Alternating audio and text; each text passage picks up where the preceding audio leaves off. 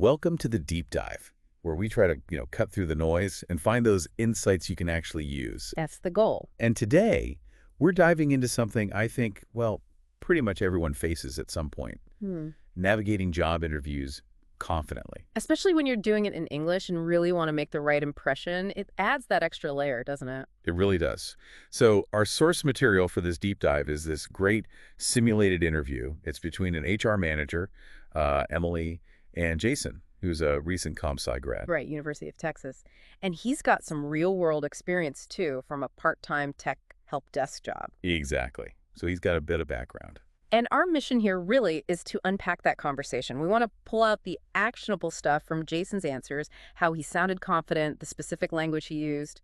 Kind of like a shortcut for you, the listener. Precisely. A shortcut to sounding professional, prepared, poised, helping you stand out. We're looking at what he said, but maybe more importantly, why it works. Okay, so let's set the scene.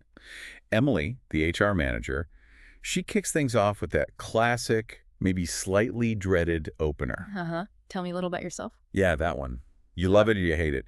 And she follows up pretty quickly with, why are you interested in this role at our company?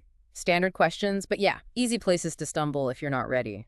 So how does Jason handle that first one, the about yourself question? Well, what's really smart is he doesn't just give a timeline, I was born, I went to school. Right, the boring stuff. Exactly. He turns it into a narrative. He connects his personal interests, like his genuine passion for tech and solving problems, directly to his degree in computer science. Okay, so making it relevant. Very relevant. And then he brings in the help desk job, not just saying he did it, but emphasizing how it improved his communication, his teamwork skills.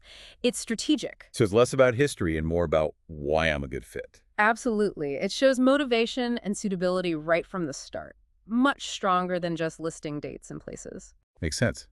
And then the follow-up, why this role, this company? How did he tackle that? Again, no generic, I need a job answer. He clearly did his homework.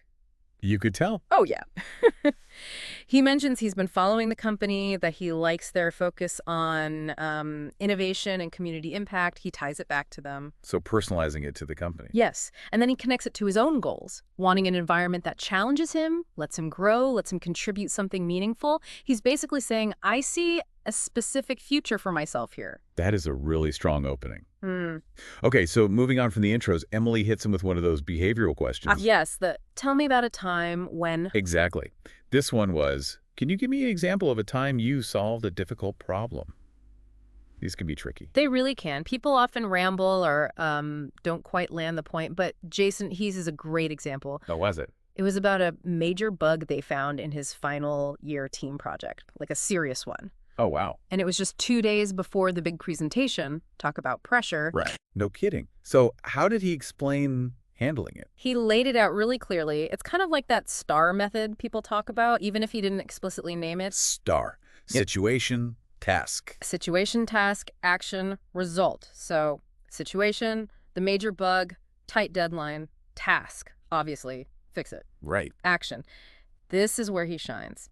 He describes staying up all night debugging, how he coordinated with his teammates, kept everyone in the loop, and how he ultimately found the issue. So showing initiative and teamwork. Totally. And then the result. They fixed it, aced the presentation, and actually got one of disinvestment highest grades in the class. Wow. Okay. That structure really works. It makes the story concise but impactful. Exactly. It showcases problem cinching, sure, but also resilience, dedication, teamwork under pressure. Lots of good stuff in one story. Impressive. Now, what about that other slightly awkward question? How would your friends or coworkers describe you? Yeah, that one can feel like a trap. Do you say you're the life of the party? Probably not. Right. So how did Jason handle it? Did he sound authentic? I think he did.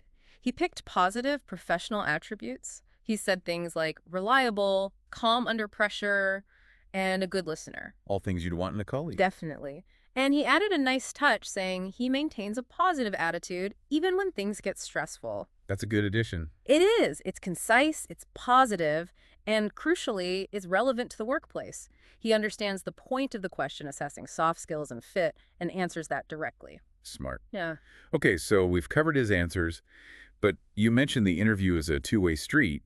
What about when it's Jason's turn to ask questions? Yes. This part is so important, and people kind of drop the ball here. They're just relieved it's almost over. Or they ask something generic about salary or vacation time right away. Which isn't always the best first move, but Jason, he uses this opportunity really well. He asks two very effective questions. Okay, what were they? First, pretty standard but good.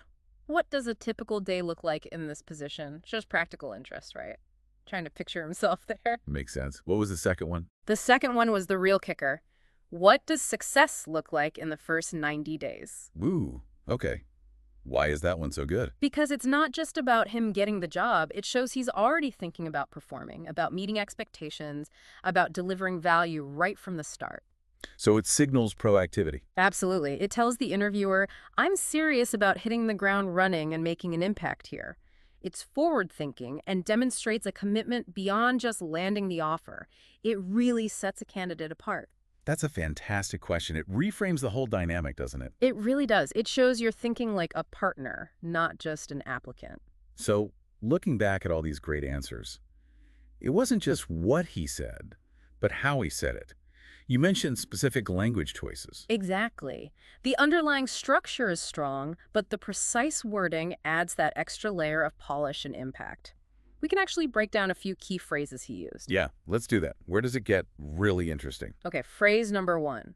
I'd really love to work in an environment that challenges me. Simple enough, but why does it work so well? It clearly signals motivation, right?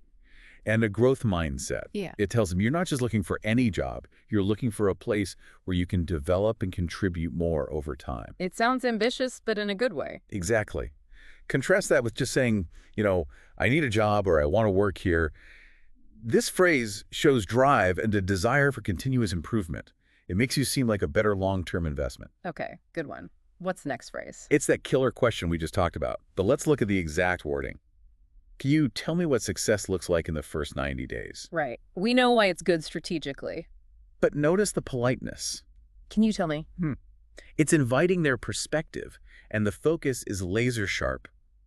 Success within a specific time frame, the first 90 days. It's very direct, but respectful. Precisely. It moves beyond just general interest in the role. It's inviting the interviewer to define their key expectations early on. It subtly positions you as someone already thinking about achieving those goals. It's very professional. Okay, got it. And the third phrase. A simple one, but often overlooked in its effectiveness, right at the end. I appreciate your time. Instead of just, thanks. Yeah, thanks is fine, it's okay, but I appreciate your time. Sounds more formal, more considered, more professional. It's a polished way to close. It acknowledges the effort they put into the interview. Exactly. It leaves a final, positive, respectful impression. It's a small detail, but those professional touches add up. It reinforces your overall polish right until the very end. So, pulling this all together, we've looked at Jason's interview strategy, from nailing those opening questions, telling a great story for the behavioral part, handling the describe yourself question, and asking those really smart final questions. Right, and we've seen how specific language choices, those key phrases, really elevate his responses. And the techniques here, things like using STAR, researching the company, preparing thoughtful questions, choosing precise words, these are things anyone can apply, right? It feels like a genuine shortcut to sounding more prepared. Absolutely. These are practical tools for your interview toolkit. So wrapping up, any final thought for our listeners to chew on? Yeah, maybe this. Beyond just learning phrases, think about the intention behind them. What impression do you want to leave? Okay. So take that question, what does success look like in the first 90 days? How could knowing that before you even walk into the interview help you shape your answers? How could it help you show you're the one who can deliver that success? So using it proactively in your preparation. Exactly. And maybe think about this. What's one specific question you could ask, unique to you and the role, that shows your commitment, not just your interest in getting hired? What would that question be?